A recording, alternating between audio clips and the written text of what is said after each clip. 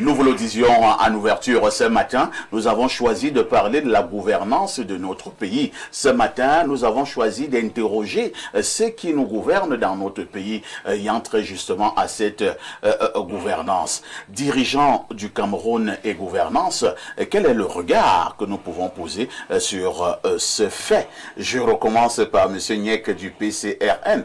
On a vu régulièrement le PCRN dénoncer, critiquer de manière acerbe ceux qui nous dirigent sur le plan de la gouvernance. Et comme vous le dites alors, c'est même PCRN également faire des propositions. Avez-vous l'impression, quand vous jetez justement un regard général, que la gouvernance de ceux qui nous dirigent dans notre pays, le Cameroun, est bonne ou alors elle est calamiteuse? Parfait, si vous posez un sujet en débat, ça veut dire que vous-même, le regard que vous avez de ce sujet, c'est qu'il y a des choses à améliorer. Je voudrais quand même rectifier. Le PCRN n'oriente pas son regard sur les individus, mais sur la manière dont les choses sont faites. Donc, ce que nous interrogeons, c'est la gouvernance et non les dirigeants. C'est-à-dire, qu'est-ce qui est Mais la gouvernance émane des dirigeants. Non, parce que ce sont les dirigeants qui sont auteurs d'une gouvernance. Non, il faut vraiment bien voir la nuance. Il y a une gouvernance sans dirigeants? Non, si nous voulons interroger la gouvernance des dirigeants, on prend dirigeant par ce qu'il fait et on l'examine à l'aune des possibilités et de ce qu'il en a fait. Le PCE n'est pas encore. Il faut qu'on fasse très bien la. J'avoue que je ne comprends pas. Oui, ça veut donc dire que si on dit que le PCE interroge la gouvernance des médias au Cameroun, c'est différent de ce que le PCE interroge la gouvernance du patron de ce média. Il faut qu'on fasse la nuance. Parce que il y a le global, je ne dis pas que... Est-ce que le patron de notre média gouverne l'écosystème médiatique du Cameroun? Pas du tout. Ça veut donc dire que ce qu'on va interroger, je voudrais qu'on reste sur... Pourquoi vous fuyez les dirigeants? Non, je n'ai pas dit qu'on fuit les dirigeants. C'est donc quoi le problème? Parce que nous envisageons, on a un raisonnement macro qui est différent d'un raisonnement micro. Donc nous envisageons le Cameroun d'une manière différente. On voit donc ce qui est fait. Là, j'ai souvent vu les membres du PCRN, par moment même au sommet du parti, s'attaquer entre guillemets aux dirigeants sur le plan de la gouvernance. Voilà, ils s'attaquent aux dirigeants sur le plan de la gouvernance. Et c'est ça la problématique de ce matin. C'est de ça qu'il s'agit. Je voudrais donc dire que le regard global, le regard global que nous avons des dirigeants dans la gouvernance au Cameroun, c'est qu'ils se débrouillent en s'embrouillant et ils s'embrouillent en se débrouillant. Et lorsque je l'ai posé comme principe, quand je dis qu'ils se débrouillent en s'embrouillant, ça veut dire que généralement, on voit un arsenal qui donne l'impression d'être très bien pensé, mais sauf qu'à la pratique, on voit qu'on est sorti du circuit parce qu'on ne voit pas les résultats. Mais par moment, on voit des acteurs qui donnent l'impression d'être animés à servir un système, à servir une vision, à servir une gouvernance, mais on se rend compte qu'il n'y a pas de résultat à la fin. Parce que parfait gouverner, c'est quoi? Quand on dit qu'on interroge la gouvernance, c'est diriger, c'est gérer, c'est aussi rendre compte. Lorsqu'on regarde donc par palier, diriger, c'est quoi? Gérer, c'est quoi? Et rendre compte, c'est quoi? Moi, je commence par la culture du rendre compte. Quand on regarde les dirigeants au Cameroun, on va se rendre compte que les dirigeants ne rendent pas compte.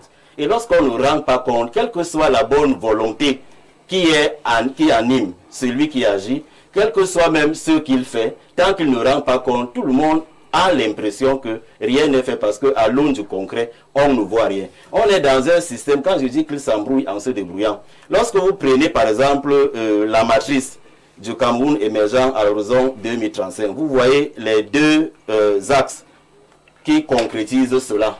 Vous allez voir qu'on dit là-bas qu'on va faire dans le développement structurel. Donc on va choisir les secteurs dans lesquels on va mettre l'accent pour y faire jaillir l'économie et le développement. Mais lorsque vous arrivez à l'application, à l'implémentation, ils rentrent dans finalement le big push.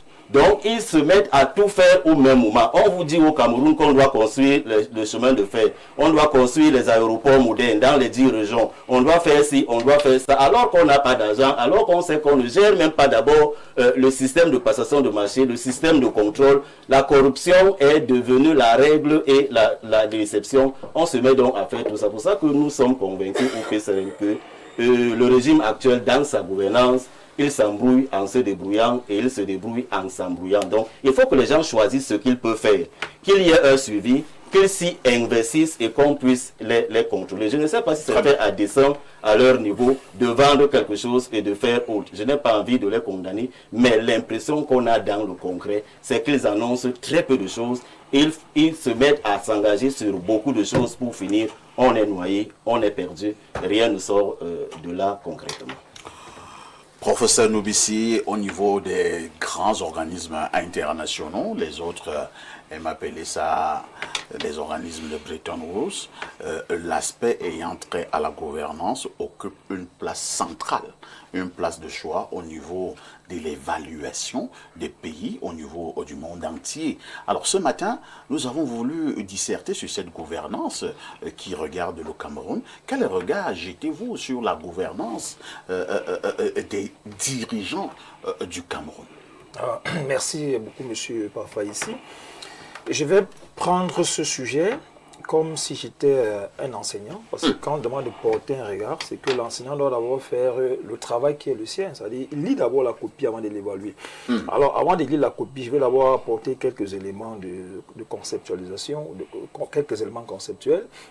Lorsqu'on parle de la gouvernance, ça veut dire qu'il y a un projet. Il y a quelqu'un qui l'a pensé. Il y a un projet qui doit avoir un impact qui peut être évalué et qui peut être connu.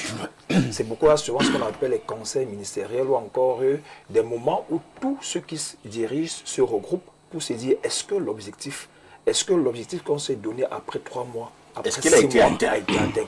On a une très belle leçon qui nous vient de la Guinée équatoriale où ce président a suspendu les travaux de tout un gouvernement en disant les objectifs qu'on s'était donnés ne sont pas atteints. On avait dit qu'au jour d'aujourd'hui, on serait à tel niveau, mais le niveau n'est pas atteint. Est-ce que dans le contexte camerounais aujourd'hui, il s'agit de ça? Première question. Est-ce qu'il y a un projet qui crée ce qu'on appelle en psychologie une dynamique? C'est-à-dire un projet doit créer une dynamique, une association de toutes les forces vives, une association de toutes les personnes porteuses des compétences allant dans le sens de non seulement la planification, mais les atteintes des objectifs associés au projet. On a l'impression que le choix des dirigeants reste problématique au Cameroun. Est-ce qu'on a à des places des personnes avec des compétences associées aux places qu'elles occupent? Là, ça devient une autre question. Parce qu'on a l'impression que beaucoup de personnes ne savent pas ce qu'on appelle le cahier des charges qui est confié soit à un ministre, soit à un directeur. Et ce cahier des charges est porté par un projet, c'est pourquoi il y a les élections. Pendant les élections, le porteur du projet qui a été désigné par ceux qui l'encouragent dans son projet, qui sont ceux de son parti politique, disent que nous nous associons à toi pour que ce projet soit réalisé. On a l'impression qu'on s'amuse, il y a un peu d'amateurisme parfois. On se pose la question de savoir, est-ce que les gens ont même compris ce que veut dire gouverner, ce que veut dire diriger? La gouvernance de 30 millions de personnes, parce qu'il faut toujours le dire, souvent on le dit, nous sommes sur la terre aujourd'hui 8 milliards, mais nous continuons des gens que nous ne connaissons pas. Et nous devions entretenir, nous devions organiser la vie de manière que ceux qui viendront après nous vivent aisément, vivent à l'aisement, vivent dans des conditions aisées. Est-ce que c'est ça le problème de la gouvernance? La gouvernance n'est pas à court terme. La gouvernance, elle est à long terme. Et la question de long terme et du court terme se pose. Bon, dans les conditions actuelles, on a l'impression qu'il y a trop de problèmes. Il n'y a pas une synergie, il n'y a pas une synchronisation entre ceux qui nous dirigent. Ça devient un problème. Les gens du même gouvernement ont parfois des idées qui sont non seulement contraires, mais qui s'opposent radicalement. Nous l'avons vu. On l'a vu plusieurs fois. C'est-à-dire qu'on a des ministres qui s'opposent entre eux et qui disent des choses. Ça veut dire qu'il n'y a pas ce qu'on appelle une synergie. Il n'y a pas de synergie et on ne peut pas être dans une gouvernance à une évaluation positive.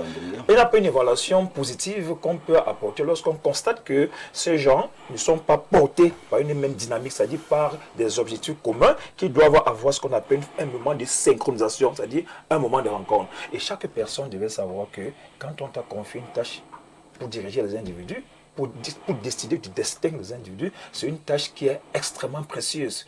Une tâche qui est extrêmement précieuse. Lorsqu'on ne prendra pas conscient du sérieux de la tâche qui est celle de diriger. Moi, je prends le cas, même dans une famille. Quand tu prends sur toi de faire des enfants, c'est pas du hasard. Tu dois savoir que est-ce que j'ai les moyens pour conduire à bien le destin de ces enfants. Si tu ne peux pas, on te propose ce qu'on appellera le plan familial pour limiter les naissances. Voilà pourquoi certains disent que gouverner, c'est prévoir. Gouverner, c'est prévoir. Et gouverner, c'est évaluer. On s'arrête un temps soit peu, après 3 mois, après 6 mois. Est-ce que les objectifs qu'on s'est donnés concomitamment, est-ce qu'ils ont été atteints au jour d'aujourd'hui? On a l'impression parfois qu'il n'y a pas des objectifs qui sont bien clairs, qui sont bien précis. On ne peut pas savoir au jour d'aujourd'hui quel était l'impact de la gouvernance de 2-3 mois. Professeur, les conditions parlant donc de cette gouvernance du Cameroun, succès ou échec? Je vous ai dit, j'ai fait une évaluation d'abord générale et chacun pourra dire... Maintenant, l'ascension. Au niveau de succès, je peux tout simplement dire ceci, en étant très dans la posture de l'enseignant, il y a beaucoup de choses qui doivent être revues. Bon, on va donc parler comme les gens du RDPC. Beaucoup de choses ont été faites, beaucoup de choses restent à faire. Beaucoup de choses restent à faire. Beaucoup de choses restent Est-ce que beaucoup ont quand même été faites? Est-ce que beaucoup ont été fait? Oui, on ne peut pas dire que rien n'a été fait. Moi, je pense qu'il y a beaucoup de choses. On peut dans le 10 sur 20. Je ne suis pas là. On peut pas.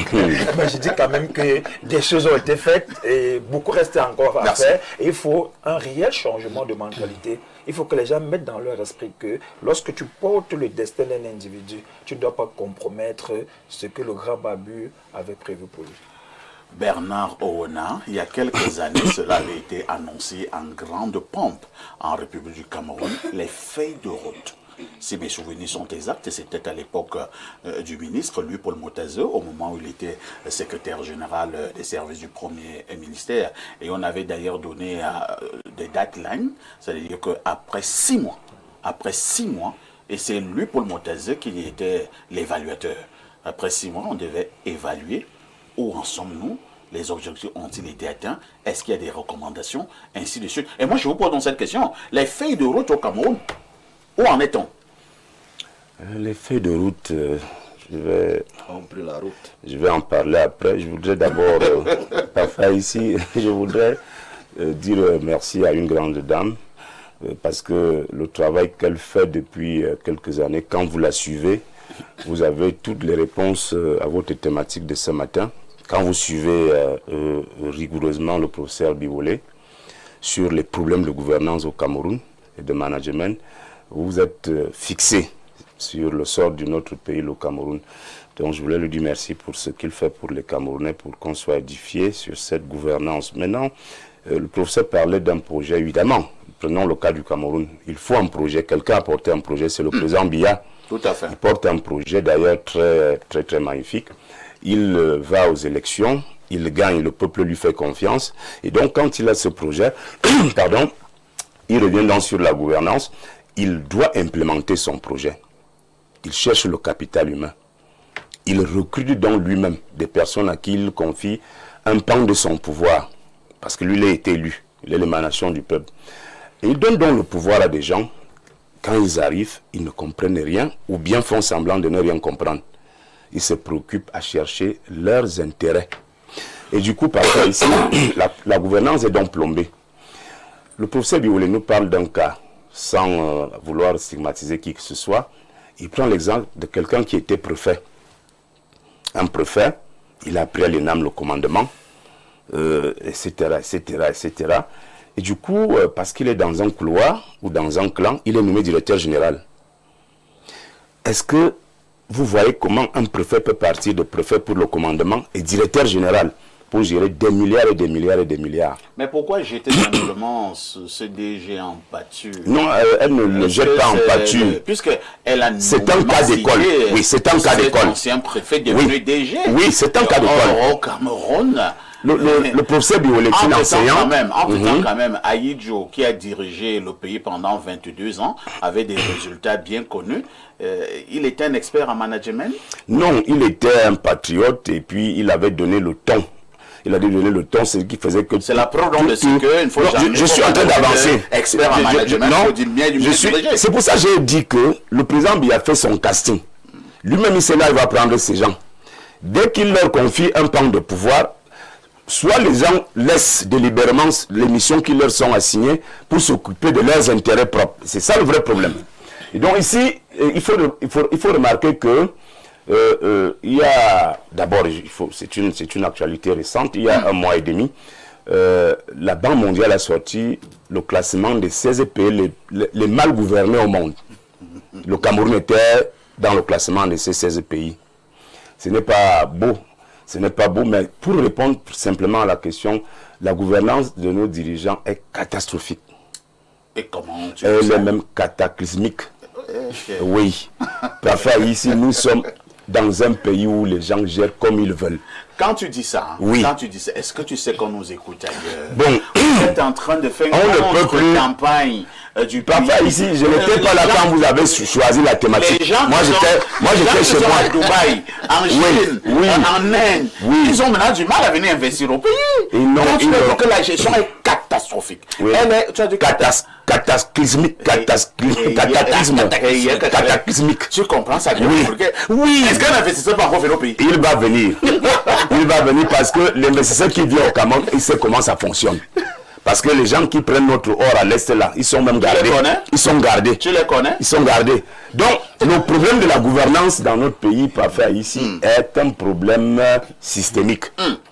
Vous appelez ça comment? Les feuilles de quoi là? Les feuilles de route. Les feuilles de route, parfois ici. Est-ce que vous savez qu'il y a quelques jours, parce que quand Biya, le président a annoncé le 6 novembre qu'il va faire un gouvernement dans les prochains jours. Personne n'allait plus au travail. Ah bon? Et je vous dis qu'il y a quelques jours, le Premier ministre a signé une note que moi j'ai vue. Et j'ai remarqué que les ministres vont déjà au travail à 8 heures. Il a signé une note qui demande au ministre d'être au bureau à 9h00 et de repartir au plus tard à 21h30. Parce qu'il y avait des ministres qui partaient des bureaux à minuit, d'autres à 1h du matin. D'autres n'allaient même plus au bureau. C'est-à-dire que les ministres recevaient des gens chez eux. Quelques collaborateurs leur apportaient des paraphères à la maison. Parce que le président avait dit que le gouvernement, c'est dans les prochains jours. Donc, parfait, la gouvernance, c'est quoi? Quand on ne travaille même pas, quand on donne une feuille de route à quelqu'un au pays, c'est parce qu'on attend des résultats. 3 mois après, 6 mois après, 1 an après, que dit la feuille de route? Rien. Qui t'a nommé? C'est le président. Qu'est-ce que le président fait? Il t'enlève. Enfin, qu'est-ce qu'il devrait faire? Mais pour le cas du Cameroun, on n'enlève pas. On n'enlève personne. C'est la preuve de ce que le président, lui, est satisfait du travail de ses ministres et de ses déchets. C'est là où je dis parfois ici, les gens dont il était question en Inde là tout à l'heure et en Turquie, je ne sais pas où vous avez cité des pays là, quand les gens là nous regardent, et ils sont surpris que nous sommes un pays. Parce qu'en fait, nous ne fonctionnons pas comme un pays. Vous n'êtes pas dans l'exagération. Non, je ne suis pas excessif. Je vous assure que si vous voulez qu'on avance parfois ici, Oui, on va chuter. vous voyez, nous parlons de la dette. Sauf que par le passé, pour faire dans la transparence, parce que la Banque mondiale, le FMI avait exigé ça souvent, que quand nous payons la dette intérieure, que Cameroun Tribune publie ça, les noms des bénéficiaires. Parce que c'est facile de vous dire sur un plateau de télévision que l'État a apuré une dette de 2 milliards. Qui a vu?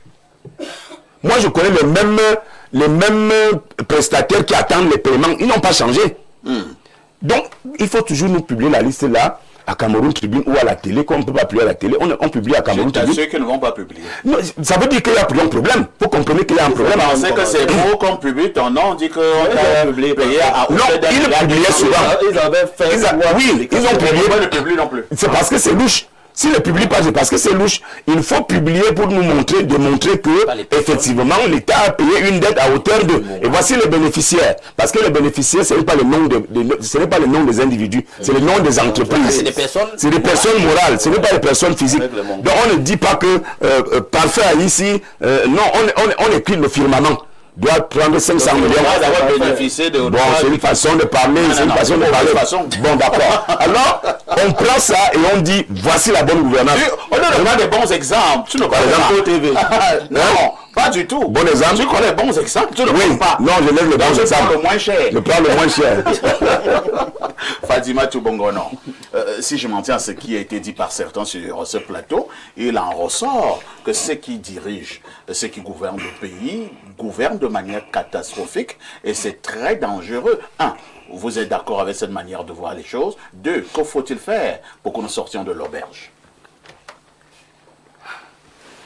Je voudrais rire parce que Ça vous fait rire? lorsqu'on est dans le beau rôle, on peut tout dire, on peut tout critiquer, on peut dire rien ne va, on peut dire tout le monde s'embrouille et se débrouille.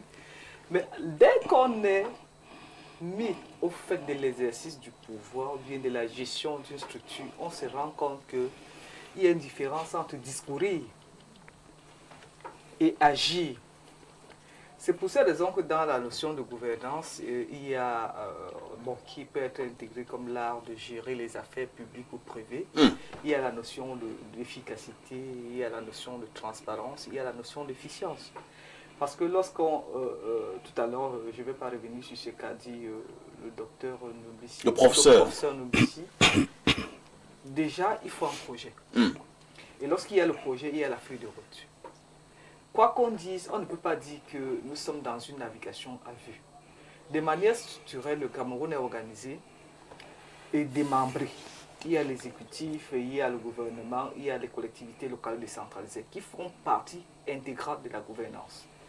Alors, lorsque vous êtes responsable, vous avez un ensemble de charges, de tâches à effectuer, une feuille de route et les moyens. Les moyens parfois insuffisants doivent être utilisés de manière efficiente, donc la rationalité de l'utilisation des moyens qui sont mis à votre disposition. Forcément, lorsque vous ne parvenez pas à réaliser ce qui vous a été donné comme tâche, avec les moyens qui vous ont été donnés, bien de manière optimale ou bien de manière acceptable, forcément on parlera de la malgouvernance. En ce moment, on va interroger vous, le dirigeant. C'est pour cette raison que je pense qu'on ne peut pas dissocier dirigeant et gouvernance. Parce que je suis responsable d'une structure, vous êtes responsable de votre plateau. Si ça se passe mal, c'est parce que vous modérez mal. Tout à fait. Si ça se passe bien, c'est parce que vous parvenez à coordonner les prises de parole sur votre plateau. Donc la gouvernance au Cameroun ne peut pas dire que tout le monde se débrouille. Chacun a une tâche. Et il est important maintenant d'évaluer. Est-ce qu'il y a évaluation de la gouvernance du public au Cameroun? Je dis oui. Autrement, on ne parlerait pas des rapports de la Chambre des comptes. On ne parlerait pas des rapports de la Banque mondiale qui reconnaît que le Cameroun fait face à des défis, à savoir les défis en termes de corruption, les défis en termes de la diligence administrative. Et au niveau de la diligence administrative, le Cameroun, pour pallier cette difficulté-là, a pensé avec, par exemple, au niveau de la fonction publique, la digitalisation avec aide. Mais je vais vous dire que la mentalité des Camerounais, dont je parlais tout à l'heure, qui reste à réformer également, fait que certains ont du mal à partir avec la digitalisation parce qu'ils estiment que le dessaisir du papier et mettre tout dans les machines fait que ça va résoudre les marges de la corruption. Voilà. Je vais vous dire... Que tu n'es plus véritablement en contact avec l'usager. Tout à fait. Il y en a qui freinent des cartes freins. Au-delà de tout. Parce que parfois même, nous sommes des fonctionnaires. Et quand tu es arrivé, il fallait faire ton dossier, constituer le dossier d'avancement, dossier de ceci. Il fallait tout le temps aller vers les gens. Mais aujourd'hui, de moins en moins, j'ai besoin de rencontrer les responsables pour mon avancement. Ça va. Mais ça a pris le temps qu'il fallait parce que les gens freinaient des cartes freins. Donc, le défi de la gouvernance aussi, c'est la sensibilisation, c'est la moralisation des Camerounais. Le défi de la gouvernance, c'est la lutte contre la corruption. Le défi de la gouvernance, c'est aussi, comment dire, la reddition des comptes. Et la reddition des comptes ne sera jamais un sujet de spectacle comme les autres l'attendent. Fadimatou, je vous suggère... Les gens passent au tribunal administratif et sont sanctionnés pour des fautes administratives. Je vous suggère de garder nos microphones. Hein. Oui. Nous allons faire terre à terre. Oui. Le président de la République, depuis pratiquement une trentaine d'années, il a attiré notre attention sur la gouvernance. Oui. Habituellement, mais dans ses discours, ça revient. Oui. Il lui-même nous a fait comprendre que ceux qui ont pioché dans les caisses de l'État vont rendre gorge. Il les a traités de bandits à col blanc. Lui-même, le président, il traite ses collaborateurs de bandits. Ces créatures. Voilà. Il les traite de bandits. Alors, avez-vous l'impression que malgré ces alarmes qui ont été sonnées par le chef de l'État, quelque chose a rigoureusement changé sur le terrain? Si les lois existent, c'est parce qu'il y a des gens qui sont susceptibles de se mettre à la marge de la loi et par conséquent devraient être sanctionnés. Alors, si nous partons du postulat que la sanction devrait annihiler les dérives, peut-être n'existerait plus de prison parce que tous les bandits auraient été arrêtés. L'homme a cette dualité entre le mal, je vais dire le mal et le bien. Le bien consiste à gérer de manière optimale, de manière efficiente, de manière efficace, avec l'idée patriotique, la tâche qui lui a été confiée. Mais à côté, il y en a qui sont dans une logique également, qui pensent qu'au-delà, en plus de gérer, il devrait d'abord privilégier ses intérêts. Et là, il est à la marge du fonctionnement. Je vais vous Et là, reprendre on le sanctionne en le mettant en prison. Et quand on les a mis en prison, revenons-en, il y en a qui ont dit non, ça nous sert à quoi qu'ils remplissent nos prisons, il faut bien qu'ils remboursent le corps du Et là, on a créé le TCS. On a créé le TCS. Je crois qu'il y a, il y a un monsieur qui avait remboursé cette histoire. Monsieur Atanakona. Les mêmes sont Madame revenus. Aman Adama avait également remboursé. Les mêmes sont revenus sur les plateaux pour dire non, pourquoi ça veut dire qu'on peut voler. Entendons-nous. Si Paul Biya doit gérer et la République et gérer nos humeurs qui sont instables, on n'arriverait pas. Très bien. Donc il est important de rappeler que la corruption va être réduite dans sa marge la plus incongrue. Mieux, le détournement des deniers publics. Moi, je préfère ça parce que là, ça fait grave, le détournement des deniers publics. Mais dans tous les États du monde, il existe la corruption. Notre défi à nous, c'est de booster. Comparaison et raison. Ah, si vous le dites, c'est vous qui le dites. Et quand le grand modérateur que vous Je ne l'ai pas dit. quand vous le dites, Je vous posais juste une question. je n'ai pas Comme il y a la posé de corruption question. dans tous les États du monde, J'ai dit- et il y a la corruption au J'ai Cameroun, dit, c'est pas il faut grave. qu'on s'entende que le défi du Cameroun, c'est de continuer à combattre la corruption sous toutes ses formes. Fermer l'oreille à tous ceux qui aujourd'hui veulent le beurre, et lorsqu'on apporte le beurre, ils disent non, il fallait me remettre plutôt mon argent. Non, l'État Merci. ne peut pas avancer comme ça. Alain Donc, qui est le principal responsable de la malgouvernance au Cameroun? Ceux qui gouvernent. Parfait. Quel regard je jette sur la gouvernance? Je pense que mon prochain ouvrage, à sa façon, va essayer d'y répondre. Mélancolie accusatrice en République. Je pense que je vais prendre finalement République. Je pense que cette gouvernance, à mon sens, c'est une gouvernance qui nous rend malades, qui a fait du pays un asile à ciel ouvert. On a vraiment des cas de pathologie mentale. Ah bon? Oui, oui. Des cas de schizophrénie. Ce sont des fous. Non, mais parce que la situation est tellement grave et on se sent impuissant à changer la donne. Parce que les mécanismes qui ont été mis sur pied par ceux qui gouvernent, dans le rapport de force, vous imposent de vous incliner. Il y en a des gens comme ça qui sont résignés, qui ne sont pas confortés ou confortables dans la situation qui est la leur, mais dans le rapport de force, ils ne peuvent rien. Et on a des malades. C'est peut-être la raison pour laquelle nous avons toutes ces violences, tous ces abus. Allez savoir, je préfère mettre un point d'interrogation, il ne faut pas être sentencieux. Toujours est-il que lorsqu'il faut parler de gouvernance, la gouvernance aussi c'est un art, une science objective. Donc du coup, on doit interpeller les chiffres, il doit y avoir des indicateurs. Absolument. Et la plupart du temps, pour évaluer la qualité d'une gouvernance, c'est par des indicateurs et des leviers économiques. Parce qu'en réalité, l'économie et les chiffres économiques sont l'indicateur premier d'appréciation de la pertinence d'une gouvernance, d'une action gouvernante. Comment c'est ressenti, aussi au-delà des chiffres, auprès des gouvernés? Comment cette gouvernance est ressentie? Commençons donc par les différents secteurs, la structuration de notre économie. Sur 40 ans, on a d'abord trouvé l'économie comment? Il y avait ce qu'on appelait cette espèce de giron industriel, c'est-à-dire des fleurons industriels, c'est ça le mot. On a déjà vu que tout ce tissu industriel a été détricoté, a été bradé.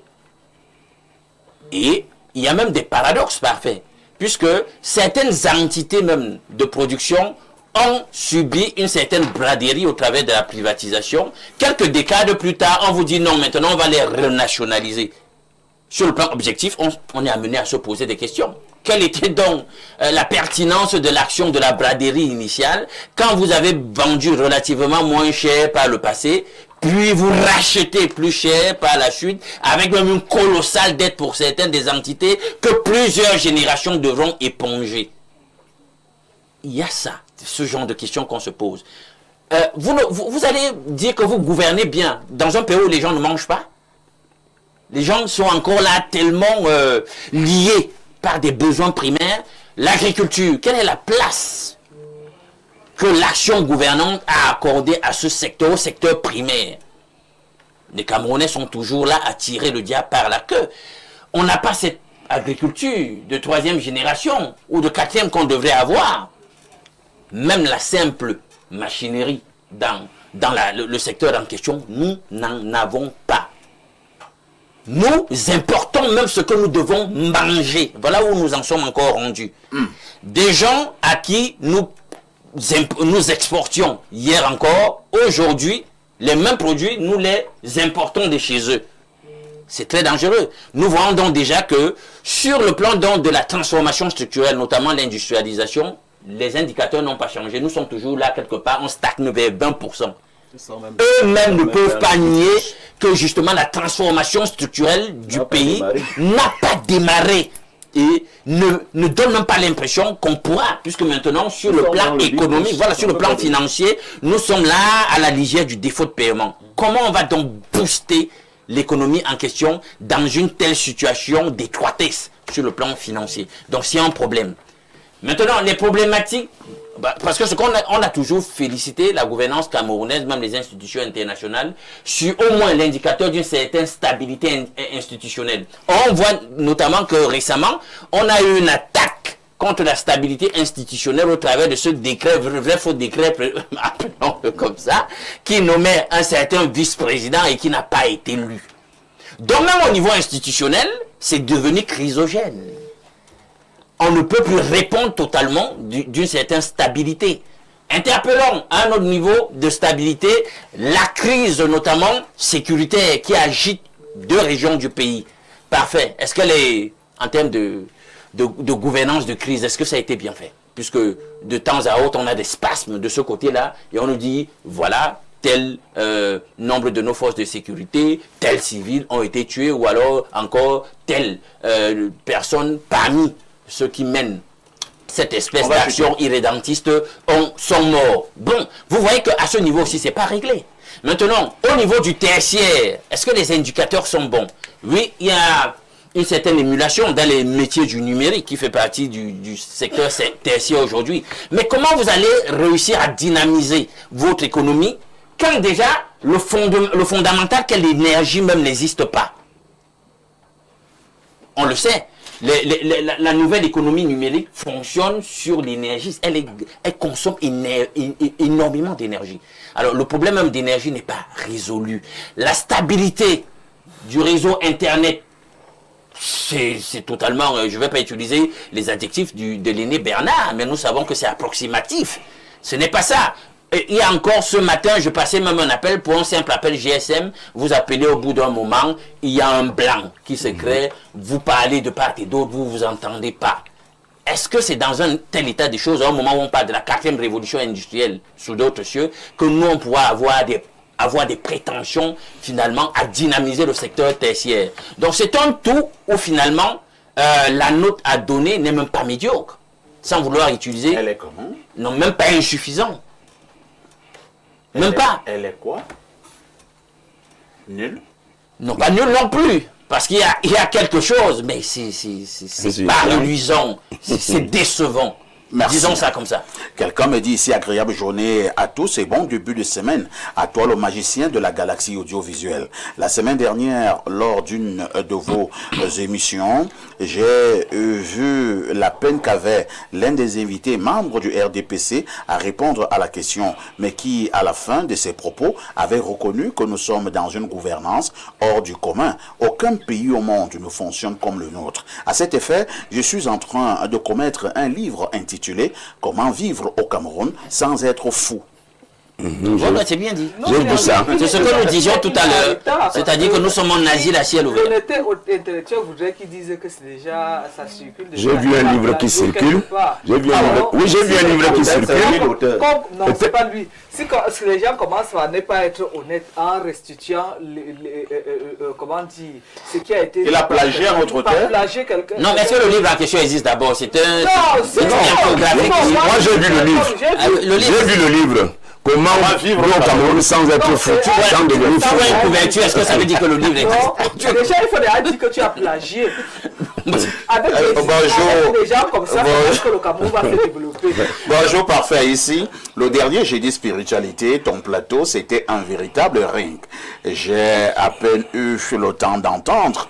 Et que faites-vous encore ailleurs? Et que l'émission était déjà terminée. Franchement, on ne voit pas le temps passer quand ça chauffe autant. Et quant à Lindouk, là, il est arrivé avec le moteur d'un camion et il est reparti avec la batterie d'une télécommande. Comme on dit au quartier, il a trouvé garçon. Non, à la fin de l'émission, il était devenu tellement calme qu'on aurait entendu une mouche éternuer. Il avait le regard de quelqu'un qui regrettait d'avoir accepté l'invitation. On aurait dit il est ressorti en chaton, la queue bien rangée entre les jambes. C'est Junior de Mendon. Non, il ne faut pas dire du n'importe quoi. Junior, c'est du n'importe quoi. C'est sérieux ici. Je ne peux pas, face à quelqu'un qui est en train de vociférer des insultes, le suivre dans la dynamique. Je devais adopter une autre posture. Ça ne devait pas aller à volo. Et puis maintenant, je ne vais pas revenir sur les autres aspects. On nous a donné l'impression qu'on est venu écouter aussi certaines personnes. 12 minutes environ, puisque quand j'ai chronométré... Ouais. Non. On va parler Je dis. Ça, aujourd'hui, c'est pas une affaire spirituelle. Fatima, tu vous demandes après aussi un question. Oui, bonjour à tout le panel. Très bon thème. Parlant de la gouvernance au Cameroun et ailleurs, pour être un bon gouvernant, il faut au préalable savoir quelle est la mission de l'homme sur la terre et en plus comment son organisme fonctionne. Si un gouvernant ignore ces préalables, il ne peut pas être un bon dirigeant capable de satisfaire son peuple, car incapable de se diriger soi-même. Un bon dirigeant, c'est celui qui travaille et veille sur la loi de l'amour. Ça demande un état de conscience et une fréquence vibratoire très élevée. En conclusion, si un dirigeant n'a pas le Kundalini, appelé le Saint-Esprit chez les chrétiens éveillés, et c'est-à-dire l'éveil de la conscience supérieure, il est impossible qu'il soit un bon dirigeant. Seul l'amour est un facteur majeur qui influence un bon dirigeant dans son rôle. C'est le commissaire principal Maillot qui envoie cette préoccupation.